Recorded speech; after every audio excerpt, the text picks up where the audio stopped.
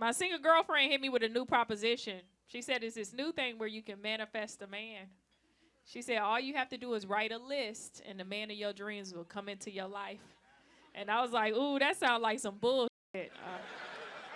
How many people here feel like they're here with the person of their dreams? Clap it up. Yeah, you see all the liars in the room? And I love your excitement. You was like, woo! And he was like, fuck no. You couldn't even take your hand off your dick for 2 minutes, yo. Like, give that woman some claps.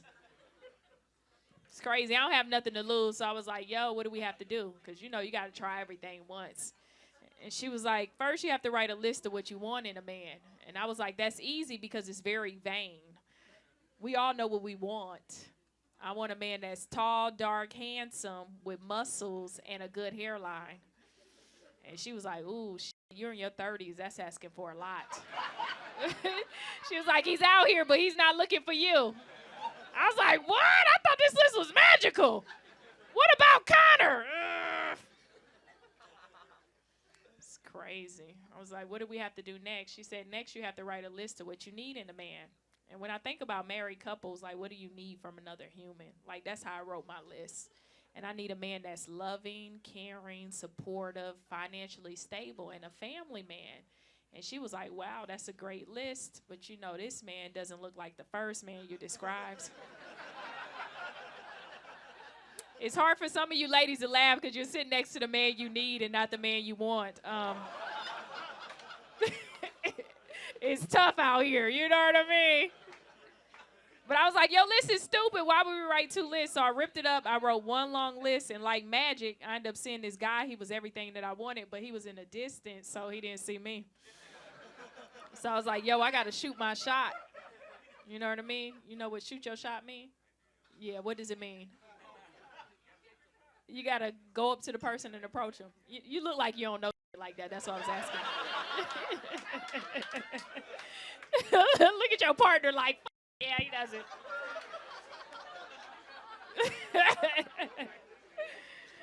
I was like, I got to approach this man. But here's why I don't like to approach people. Childhood trauma. When I was 13 years old, oh, my God, I was madly in love with this guy. I used to get butterflies in my stomach, and I did everything to get his attention, but he didn't love me the way I loved him. So as an adult, I went to therapy to process that rejection. And the reason why he didn't love me the way I loved him is because he was my cousin. I'm from Florida. It's okay.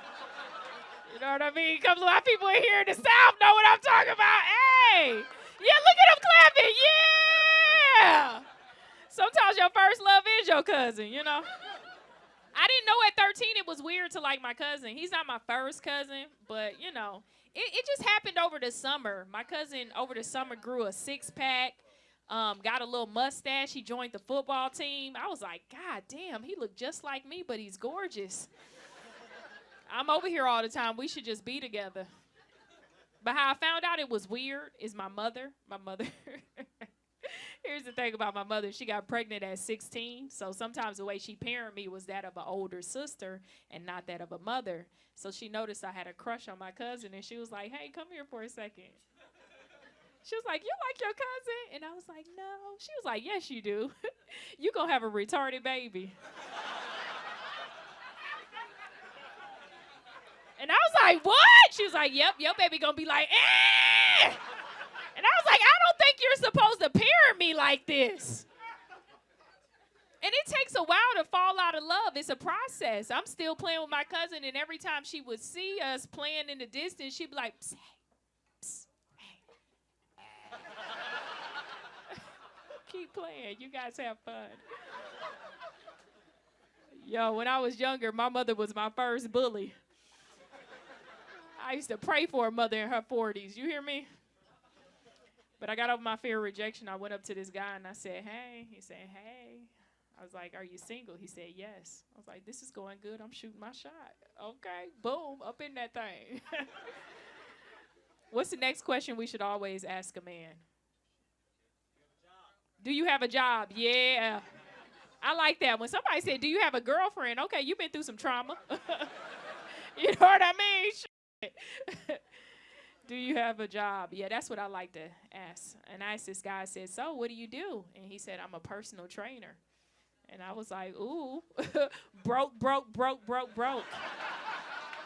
It is no financial stability in personal training at all. Plus, anybody here has ever been sold on a dream. It's the beginning of the year, so somebody in here has. They eat a lot of boiled chicken. That's where you take a chicken breast, you drop that in boiling hot water till it's fully cooked. You take it out, no seasoning. You cut it up like cocaine. You meal prep it, and you eat it every single day. And I deserve a better lifestyle than that.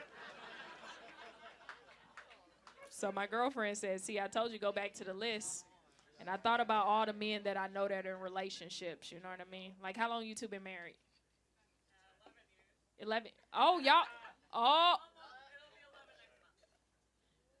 10, 11? Okay. You stopped 10 years ago, but she took her 11. Okay, yep.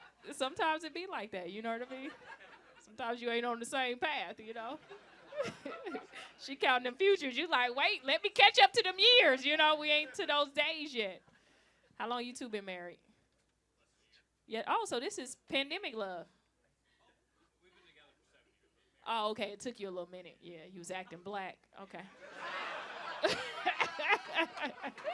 You know what I mean? Oh, no.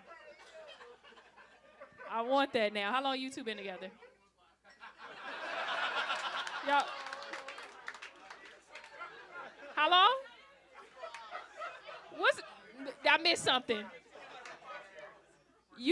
Oh, y'all got fucking energy. Oh my God, yeah. I mean, you leaning on his shoulder. Your ankles are out. I was like, oh yeah, this is definitely your man. No.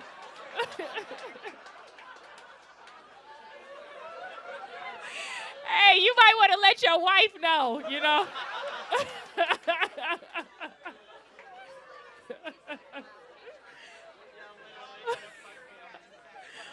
My bad. Like, you want that though. I see it in your eyes. Yeah. Yeah. But we got to keep it professional. You know what I mean? Just keep it tight, guys, you know. Yeah, drink that beer. Everything can get a little blurry.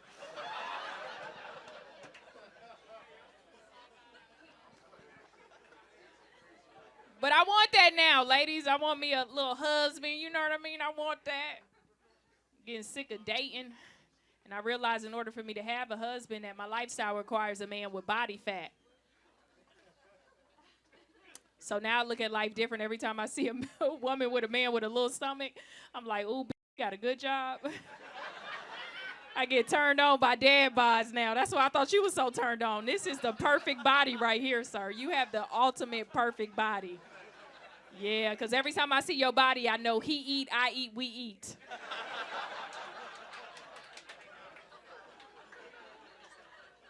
And when I tell you single ladies in the back, I will kick you down and get next to a man with back fat right here called love handles.